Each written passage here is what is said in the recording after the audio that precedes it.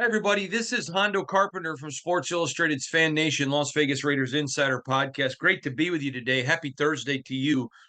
We got so much to cover today. We're going to really be digging in on a lot of different issues. Let me just talk to you about the issues we're going to look at. We're going to look at the very closely at the salary cap. We're going to be talking a lot about salary cap. We're going to be talking about one area that I think is hurting Josh McDaniels.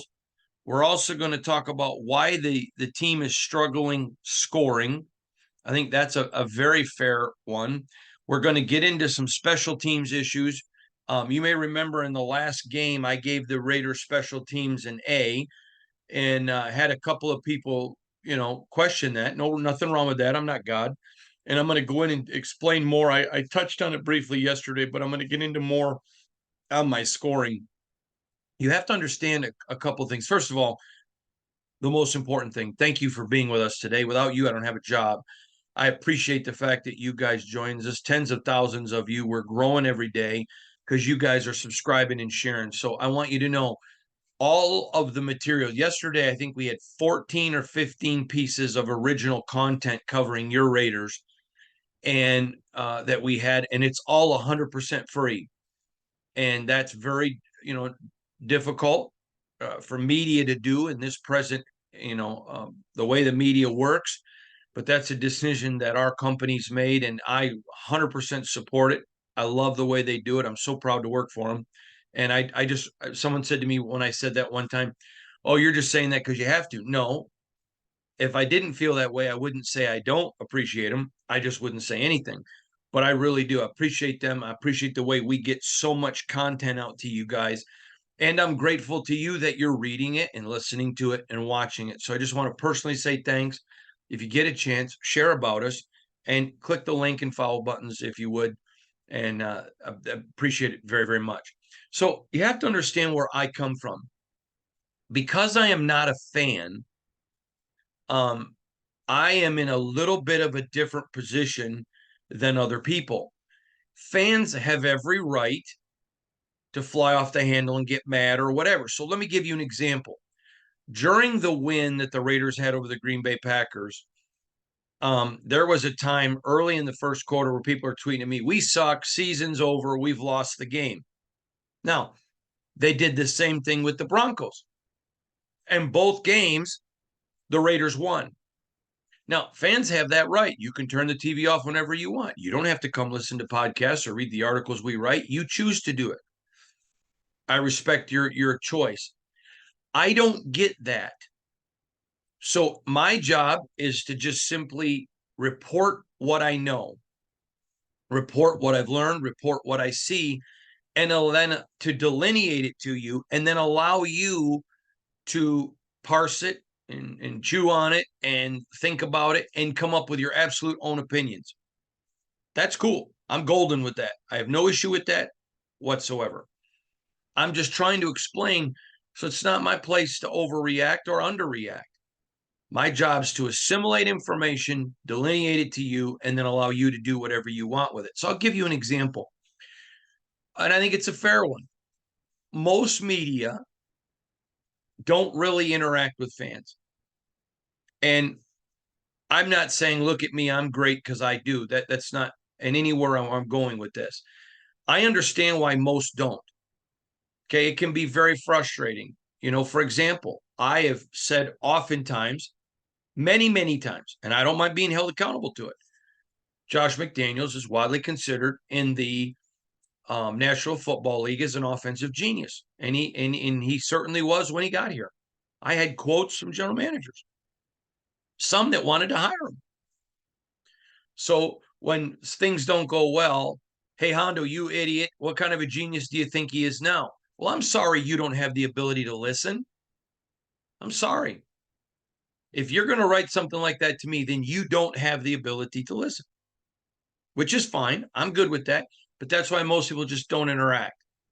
Because when people get emotional about stuff, they stop reasoning. I totally own that I said it. Totally own it. And I've also said to you, that's why. So again, I'm not mad. I'm not using this as a platform to complain. I'm trying to explain because we're going to get into some things today. So let's talk first about the special teams. Now, if you saw the special teams, the coverage was phenomenal. Jacob Babenmoyer's snaps were great. The holds were good. The punts were great. AJ Cole just placing the punts with precision. Daniel Carlson had 2 missed field goals. Now, the first one was right on trajectory. Had height, it would have been good. The Green Bay Packer player used another player to propel himself up high to get the block. Now, that is no bueno. That is a no, you don't do that. That's an illegal. Didn't get called. Okay. I can live with that. Refs miss calls all the time. There's a lot going on the field. But the point is, I'm not holding that against Daniel. That's not on Daniel Carlson. The trajectory was, if it had been a low ball that got blocked, that would have been on him. But the height was there, the trajectory was there, everything was there. So guess what? That's not on Daniel. I'm not holding it against him. Next, he missed a 52-yarder that some feel Josh could have went for it. But he misses a 52-yarder. Kicks over 50 are not guaranteed at all unless it's Daniel Carlson. And the guy hit the goalpost. He was off by 4.5 inches. Okay. With the whole way the entire team played the entire game on special teams, I'm not holding a 52-yard kick against a guy at 4.5 inches. Was it a miss? Sure was. That's why it wasn't an A+. But I gave it an A. Now, if you don't like that, that's cool with me. I don't mind that. But I had a lot of people that were just asking me about it, and I'm going to let you in. So it's my job to be fair, to say, okay, when you look at the entire product, everything was perfect but one kick. And there were multiple special teams plays. So that's really good to me. And that's where I come up with that figure. I'm trying to explain, again, not complaining. I'm trying to explain so you can understand the information that I disseminate to you. Next, let's talk about the salary cap. Now, I've rounded some numbers up because when you're dealing with hundreds of millions and then you get to millions and then hundreds of thousands, then dollars and hundreds of dollars, then pennies, then dollars and then pennies. So I just rounded these up. But essentially, the salary cap is 230. It's just over $235 million. Okay. So I've been talking often about the Raiders having a $102 million offense. And then people are like, well, Hondo, that's not much with a 200 million plus salary cap. Okay, you're right, but you're not taking into account the dead money. So the Raiders have spent $102 million, over $102 million on their offense. They have 47 million. And again, I'm rounding up. Excuse me. 47 million in dead space. Still paying for Alex Leatherwood. I think Corey Littleton is still on there. Still paying for a lot of people. Then they've got injured reserve, which is out there. And so on $167 million that they spent on active contracts, 102 is being spent on offense. Now they've got just at $12 million in, it's a little bit less, but a rounding up, remember, of open space. Now they also have 12 more weeks a season. So somebody can get hurt and they're going to have to go replace. There's all kinds of issues there. So that goes into all consideration. But they spend $102 million of the salary cap of the 167 on offense. So when I make a big deal about 102, and some of you have said, well, why that's not really a big deal when 235 is the number, it is when you're talking about active contracts. So 102 of the 167. So that is a huge number. I have heard others, other media say the Raiders are in the top 5 of offensive spending. Okay. I can only find where it's substantiated in the top 9. I do believe that they're right, but I'm just giving you the analysis. They're in the top 9 of spending. Again, I've seen some places where people are saying top 5. I've not been able to get that. Now, in fairness, I'm deep diving into the team all the time, so I don't necessarily have the free time as maybe a columnist or whatever to go find that out. But still, it's a huge number, huge percentage, one of the biggest in the NFL on offense. And that brings us to our third point. Why are they not scoring? Now, when you look across, that's an offensive line that blocked for a rushing title last year. Okay, that's number one. Number two, let's go back to the last game. People were tweeting, man, this O-line is trash, whatever. And remember, fans get that prerogative. But many of you know, because I was the only one that reported it. Well, I reported it first. I'm sure some others have reported it now. And you saw me ask Josh McDaniels about it on Monday. That was the most Green Bay had blitzed all year. In fact, I was told by a member of the Green Bay organization, they blitzed more against the Raiders than they have everybody all year combined. So did the offensive line have their absolute best game against Green Bay? No. But to be fair, you then have to go look and say, okay, was there anything pejorative? Was there anything that happened that contributed that is being fair in the analysis? And that is when you're 5 guys going against 7 or 8, because either they're going to stop Josh, or if it's a pass, they're going to put Jimmy under pressure. Now, that creates windows for guys to be open. That creates legitimate windows for guys to get open. Now, when you're under that much pressure and your offense is already predicated on getting the ball out quickly, now you got to get it out quicker. So that's part of the reason that I think that we're not seeing more of Renfrow and others. Now, the fact that you saw so many people get involved against Green Bay, I think tells you that the offense was able to hold up some of those guys to give Jimmy a little bit of time, and that Jimmy made some better reads. But the analysis is simply this. The offensive line has some stuff to clean up, but I am not convinced the offensive line is horrible. Now, do I think that they can upgrade the offensive line and bring some players in? I do, for sure. Do I think that's going to be a plan? I do, for sure, in the offseason. But I'm trying to be fair in my analysis and ask, why is this? So I'll give you another one. My wife is a great cook, as you can tell. So when she makes something that I know I love and it's not good, I'll be like, hey, babe, what'd you do different? And I remember one time she's, I couldn't get the cheese that I know that you and I like, so I had to get a different kind of cheese. Okay, great. Hey, how about next time if you're going to make that and you can't get our cheese, just don't make it.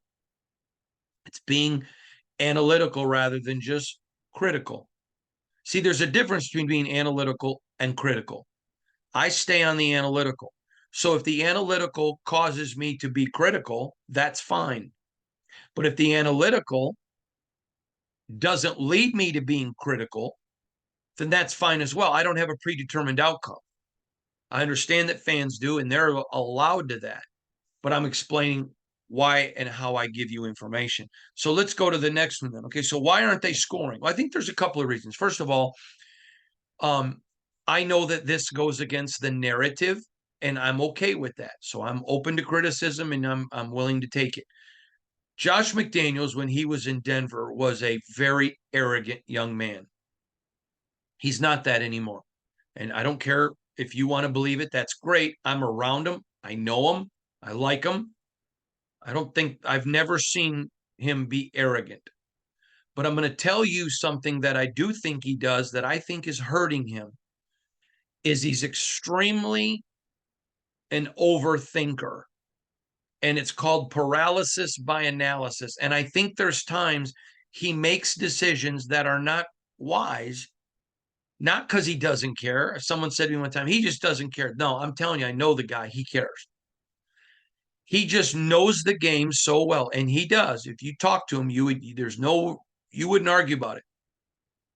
Matter of fact, I've had multiple NFL people say he's one of the funnest guys in the league to talk ball with because he knows it. But sometimes football is a game and it's fast going. And I think that there are times that Josh overthinks it. I think the kick, when they went for the kick, I think it was against San Diego, not San Diego, the Chargers. And I'm like, well, that just makes zero sense. The not throwing the ball into the end zone on third down last game, not taking a timeout. I think there are times he overthinks it. And there are times I think you just got to sit back and not do that. Just go with what conventional wisdom says. Now, we also know if people don't buck conventional wisdom, you don't get a lot of new things that work. Look at Miami, with the Dolphins. That guy bucks conventional wisdom. But so does the boy genius with the Chargers, who I think everyone should make a donation to have that guy keep his job because it's good for the rest of the league. That there's a lot of talent on that Charger team that's being wasted. And I think that hurts them. And I think that there's some of that. Number one, I think there's multiple reasons why they're not scoring, but I think that's a big one first. I think that Josh is overthinking some things. You've watched, and if you go back and look, you'll see sometimes on my Twitter, I'll say that was a great called series. I like Josh's aggression on fourth down. Seems like every game, a couple of times I'm typing, get it or not, I like this. The game of football is meant to be played aggressively. Now, a second thing I think that hurts them is I think they have a tendency sometimes to settle for field goals and not be aggressive and go for touchdowns. This league, you can win on a last-minute kick by a kicker, but you win with touchdowns. You win with touchdown. And you saw last time, third down, they get the big interception. They're in the red zone. Second down play, Jimmy makes too quick of a read, screws it up. Third down, they throw over into the flats rather than attacking the end zone. Attack the end zone. That is where football games are. I don't care if it's Pee Wee. I don't care if it's Tech Mobile or on your PlayStations or X stations or Xboxes. I don't remember which one. I think it's Xbox. I know it's PlayStation. I think it's Xbox. Whether it's Pee Wee football, junior high football, freshman football, high school football, college football, pro football, you win scoring touchdowns. That is the name of the game. Touchdown. And I think that there is hey, let's just take the field goal and we'll live to fight another series. But you know what? Sometimes you don't just turn the other cheek. I remember when I was in high school, I had a senior that was always messing with me. Till one day my dad's like, okay, enough's enough. He does it again. I want you to go at him, and I want you to go at him hard. And I did. I just had to send the message. Enough. Sometimes in football, that's part of having an attack mentality. It's about touchdown. Hey, if you're 3rd and 11 at year 33, kick the field goal. You can smell the end zone. Attack on 3rd down. Come on now. I think that hurts them. Again, we talk about overthinking. I think having Daniel Carlson is a blessing. And let me tell you something. I think that guy is going to be legendary like Ray Guy when his career in the silver and black is over. Daniel Carlson is a stud. Okay, but I think he's so good. It's, well, all right, let's just take the 3 and we'll keep the fight. No, go for the 7. You got those down. So it's 3rd down. Throw in the end zone. John Madden used to be livid when it would be 3rd and 7 and teams would throw the ball to receiver at 5 yards down the field. And he would say, you got to know where the marker is. You got to know where the touchdown is. You got to know it. You got to go get it. This is what this game is about. Sure, I know that Josh knows that. But again, goes back to overthinking and then settling because Daniel is there. Third thing is there are times Jimmy's not playing well.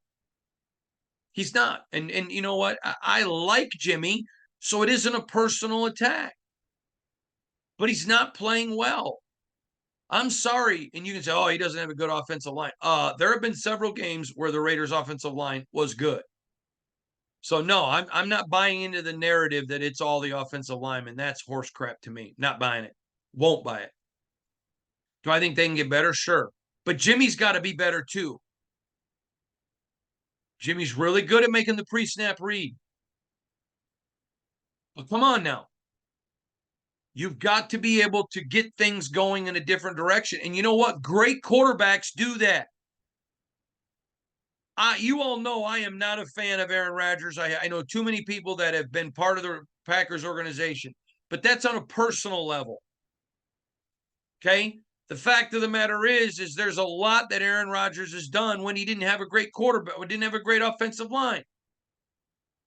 Patrick Mahomes, the best quarterback in the business, has done some things when the offensive line was injured and not well. That's what top quarterbacks do. You know, don't sell me a ham and cheese. Tell me I'm getting a ham and cheese, and you open it up and it's horse poop. You do that to me. Don't give me that. Man, he had a better. Okay, does he have the best offensive line in the NFL? No. Does he have one though with the ability to perform better than he has? Come on now. Come on now. Come on now. Yes, he does. So I think that's a third thing that's hurting them. But there's a fourth. We talked about Josh overthinking. We talked about attack. We talked about Jimmy. But here's the fourth one. Player execution. Players make mistakes, and they all do on every team. So it's not just a Raider thing. But the Raider execution has to get better. We have seen when Josh attacks and Jimmy executes and his teammates execute, and they don't overthink, this team score. How many games have they gone in with a great plan and they score quick? So we know they have the ability to do it because we've seen them do it. But why do I think they're not scoring as much as they should, as much as $102 million offense would dictate? Hey, that's a fair question. I just gave you my reasons why. Now, I want to address one issue, and I'm not going to address it anymore. Actually, this would be number 5. But I'm sticking on why the offense isn't scoring. I know for a fact that Jimmy Garoppolo can throw a deep ball. I've watched him do it in practice multiple times. Okay, so I know he has the ability to get there. Do I think he throws a deep ball as good as a lot of other people? No, I do not. But I think, Josh's offense is predicated within 25 yards. But I do think you've got to take some shots. Even if you don't get them, you got to take some shots. You got to keep the defense at least thinking about that. Now, I've talked with people around the league. What are your thoughts on the Raiders' offense? And that's and all of these things I'm sharing with you are things that I've had other people in the league talk to me about, and that's vitally important. Is you've got to be able to stretch the field. Teams are packing the box every week. Look what Green Bay did, and not one time do you try to punish them. Punish them. This is a testosterone-filled, violent game. Punish some people. I got to tell you, this is not an original to me, but one of you people sent me an email. I thought it was hilarious. And they said, Hondo, I'm paraphrasing here. I don't have it. But basically, Hondo, I feel your pain about the offense not attacking. How cool would it be to see Max Crosby call the offense? I thought that was pretty funny. Obviously, I'm not calling for that. But you want that mentality. When you people say, well, you don't know what you're talking about, Jimmy can't throw it. Well, I've seen it, so you clearly don't know. Do I think he's the best at it? No. But I don't care. Take the shot. It doesn't. Keeping them honest simply makes keeping them honest, because once you show, okay, I can take the shot. I may not be the most accurate guy at it. I may not always get it there, but I'm taking the shot. I'm taking the shot. My buddy, I went to elementary school and middle school with a buddy named Chad Dennis. And Chad, great kid, still a friend to me to this day, great mortgage broker. And you knew if you gave the ball to Chad, he was not passing. He was always taking the shot. Okay. So you knew he may not be the greatest shooter in the world, but you had to defend him because you knew he was taking the shot. Same principle in the National Football League. Take the shot. We're not doing brain surgery. It's football. Football is a simple sport because men are simple. Throw the ball. Take a shot. I think it hurts them. I understand when people say Jimmy's not good at the deep ball. I agree. But you can't say he can't do it. I've watched him. Take those shots. Make those teams have to step back. Man, there were probably, I'm going to guess 3 to 5 times in the Green Bay game that I'm sitting there thinking to myself, take a shot. Look at the alignment. I mean, I'm sorry, Jimmy. Get a little bit of snake blood in you. Pull a Kenny Stabler and say, "No, this is what I'm doing." Give that look to Trey, or give that look to somebody saying, "Go deep, go 7." Boom. Run a 9.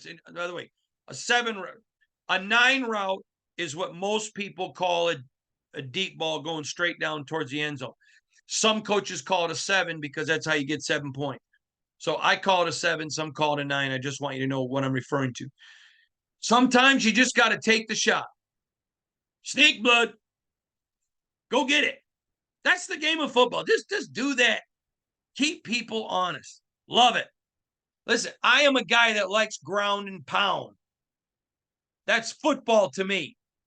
Defense, run the football. I love passing. I just like ground and pound. But you know what? Even I understand. You got to take the shot. I think it hurts them. All right, next. I want to, I already talked about overthinking. Now I want to get into the last thing, because I think it's very, very important. The other day on my podcast, and I think it was Wednesday's podcast with Matt Halatic from thespun.com, several times I referenced to him I was going to talk to some stuff to him about off camera, and I did. And now I want to talk to most of it to you.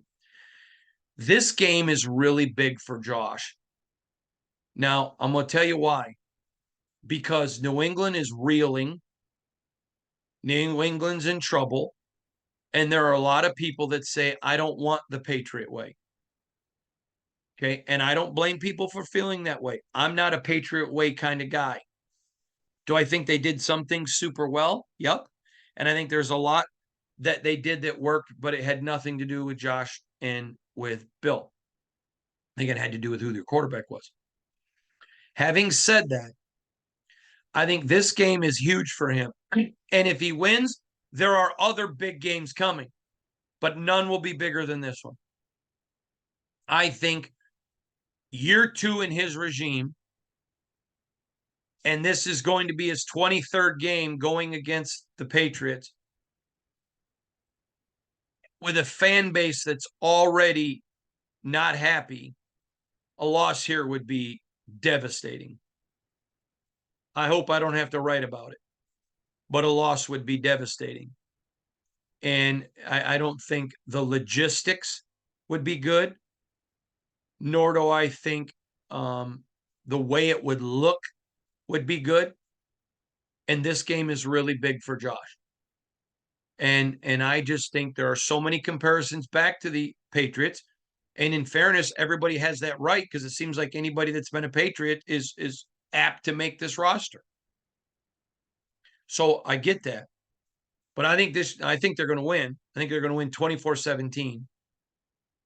But I'm just saying to you, I am totally convinced with that locker room, who I still believe believes in him. I talk to them privately. I know what they tell me privately. And I don't believe they're liars. And somebody said, well, they're the media. They're going to tell you what they have. No, they're not, because they know me and know I'm going to protect them. They've told me some very critical things in the past I've used, and I've never blown their identity. But I just think logistic wise, this is, and for optics, this is huge for Josh. I think they're going to win it. But I think the optics are big. And for the rest of the year, there will be other big games, but none will be bigger than this one. Very, very big. Lastly, several of you have asked me, and I think it's very germane, to give you an update on the search for potential DN. Now, I've talked about it before. I'm going to give you more details and rehash a little bit. The Raiders would like to add a DN. That's a fact. Would they like to be able to trade a player? Yes. Are they willing to use draft capital? And I was the first to report this. Yes, they are. But here is the limited text you have to understand. It's got to be somebody who they see as part of the long-term future. Now, let's talk about a name, and there are others. I just want to use it. Let's use Leonard Williams from the Giants. Okay, he's on the last part of his deal. The cap hit, depending on when they pulled the trigger on the deal, would be somewhere around $10 million. Now, I just said to you earlier in the podcast, they have $12 million in space. It's actually a little lower. I rounded up. But so if you got 11.9 and you sign a guy who's roughly 10, that means you only have $1.9 million if you get other people hurt and you got to bring new guys in. So that puts the team in a very, very situation. Very, very tenuous situation. But the other one is, you're not going to keep Leonard Williams next year. He's coming to the end of his career. He's not as productive as he used to be. Okay. Doesn't mean he still doesn't do some things well. And I think that there is also an element with the Raiders, before we would do anything big like that, put our teams in a very tenuous situation with salary cap. We better be really careful and make sure we win these next two games. If the Raiders are sitting there at 4-3 when the trade deadline comes, which I think it's after week 7, I believe it is. If they're sitting there, let me just do this. Figure this out real quick. You Google, when is the NFL trade deadline? Okay, October 31st. So they're fine.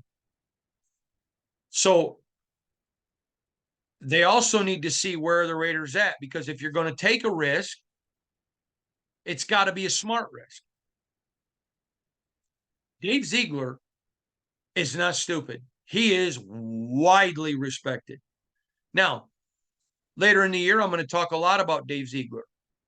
A lot about his role with the Raiders. What are some things that and you guys know that I'm a big believer in Dave. And what are some things I think that Dave can do differently moving forward? And I think there's some really good things that are very positive that he can do. But he is not going to risk, why go get a Leonard Williams today? Let's wait and see what happens. And then would keep us with such limited cap space. But they're not going to go trade draft picks. And I'm not saying they would with Leonard. But if there's a guy out there that maybe has a couple years left on a deal that you think fits in your cap for next year, you can make him fit this year, and you think he's part of the long-term vision. Now, I need to address this. They've not at all given up on Tyreek, because I've had several people say to me, did the fact that they're even looking, Hondo, do you think that means they've given up? No! They knew Tyree was raw. Everyone around the league knew that. I've given you multiple quotes from executives. Did they think that he was worth it? Yeah. The Raiders knew this probably wasn't a Super Bowl year, so we can afford to develop him. Is there belief that he probably should be a little farther along than where he is? Yes. But he's getting there. I think he's getting there. I think he's close to getting a sack. Man, this would be the week. This would be the week for Tyree to get it. And they come in bunches. But he's working hard. It is not a give up. But here's the deal, guys. You got to have 4 quality defensive ends anyways. Got to have them. So that's why if you go get a Leonard and you know it's gonna put your team in some salary cap, tenuous situations, make sure he's worth it. If you're going to trade capital, is this guy part of the long-term future? Or is there a guy that we can easily afford? He's a body. We can get rid of somebody else who's a body and make that move quicker. I could see them doing that much quicker. So I'm trying to give you kind of what the thought process is with inside the organization, kind of what they're thinking and what their mentality is. All right. I hope you have a wonderful Friday. Get out there and enjoy yourself. Obviously, I'll be working hard.